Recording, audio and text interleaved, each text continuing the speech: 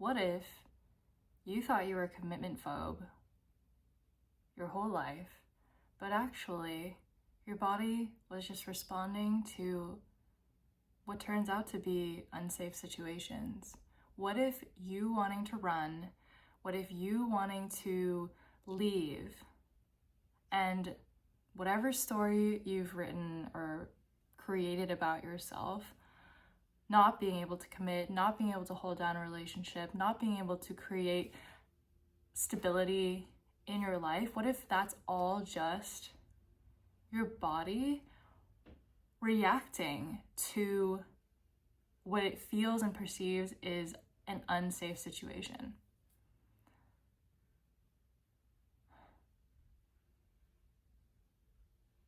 That was the belief flip, the insight that dropped in for me after so many relationships, so many ideas come and gone in business, so many different attempts to do different things. And you can look at the evidence and tell yourself, oh, it's probably just me. I'm the problem. I'm the common denominator in all of these situations. It must be me. And while there may be some truth in that, it's also true that it's a natural instinct to run when you don't feel safe. It's a natural instinct to want to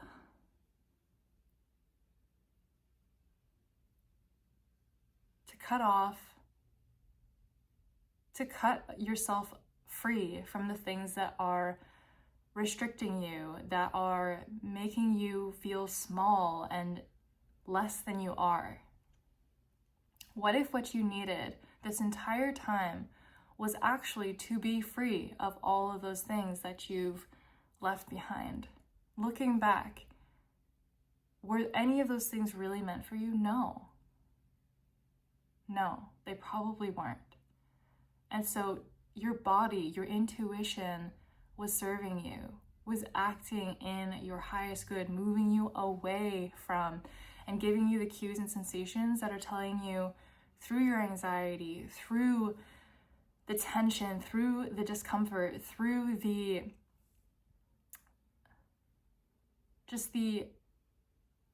this deep but quiet knowing in your body that this isn't right. And you can try to override it. You can try to think your way out of it. You can try to convince yourself that something can make this better or something can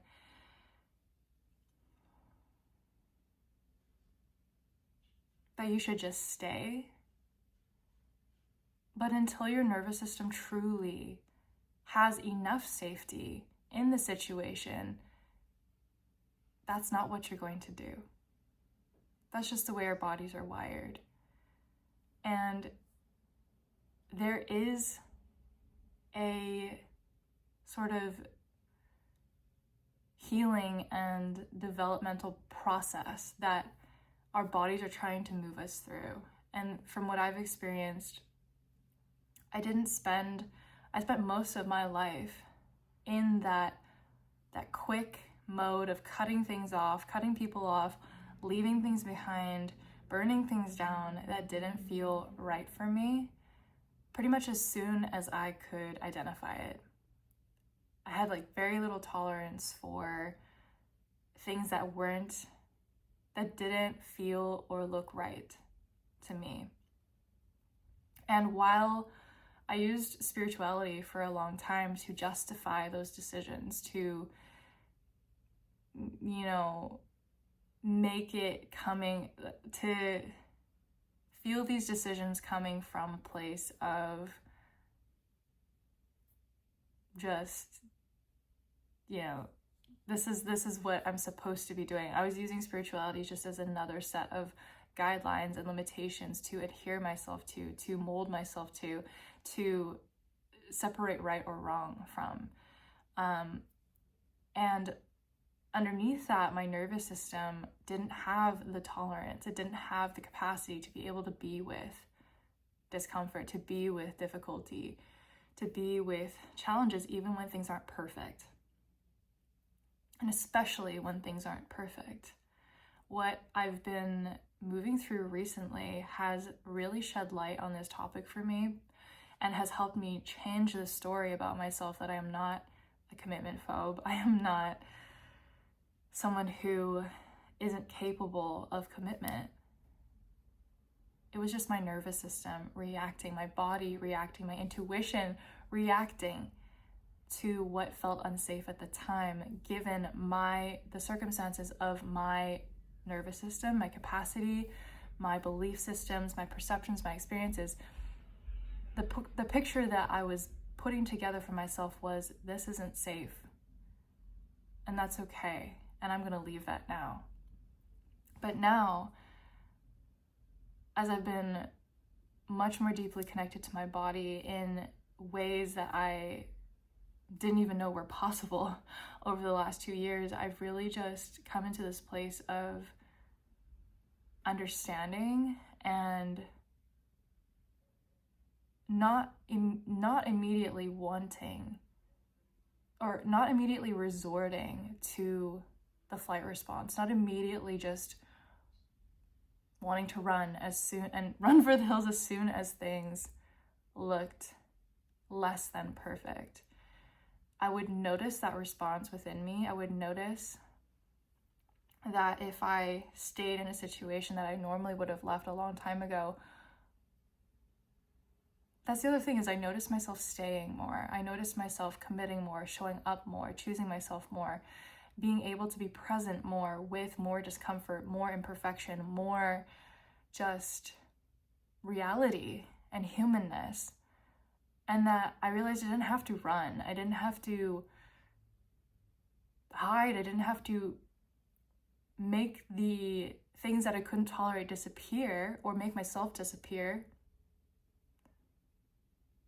to separate myself from that.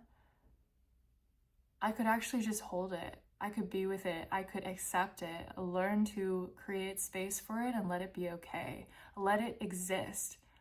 And in doing so, I let myself, that part of myself that wanted to run, that wanted to cut things off, that wanted to just distance myself from all things uncomfortable and painful, I let that part of myself heal. I let that part of myself also be less than perfect. I let that part of myself also know that it's acceptable, it's okay, it's tolerable, and it's safe to be uncomfortable, to be in pain, to do the hard things, and that not everything that is effortless and easy and synchronistic and swift,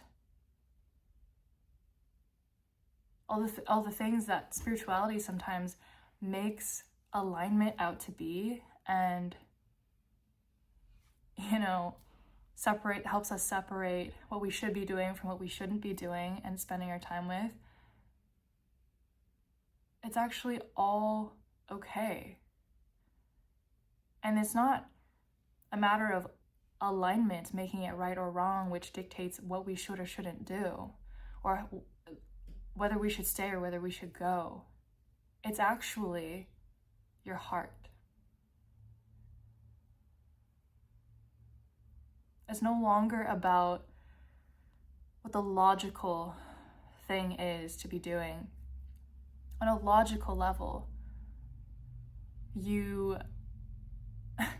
it's the craziest thing, like falling out of this paradigm of being so totally committed to my high standards, my high expectations, my just intolerance for imperfection, to this place of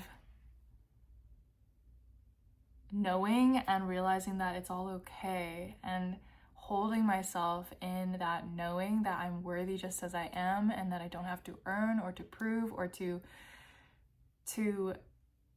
measure up to those standards in order to be safe, in order to feel loved, in order to create the life that I dream of. It's actually wild. It's actually wild, the flip that I've experienced from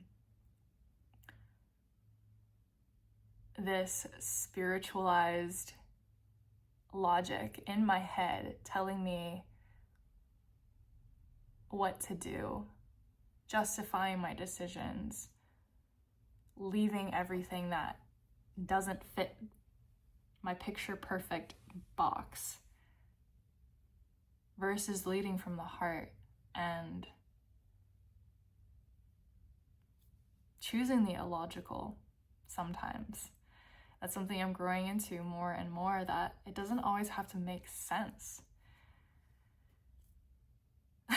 And in fact, it often seems to not make sense, contrary to what even my mind and what I've learned through spirituality is right. That I can just stay, I can be in whatever, be with whatever comes, and let that be okay. So no, you're not necessarily a flake, a commitment phobe, or someone who just doesn't know how to put in the work and persevere. You're someone whose body knows what it's like to feel unsafe and is following its natural instincts and intuition to leave that behind until maybe you grow into a space where discomfort and imperfection is more tolerable for you. And for those of you who are on that journey, I see you. I'm right there with you and walking alongside you.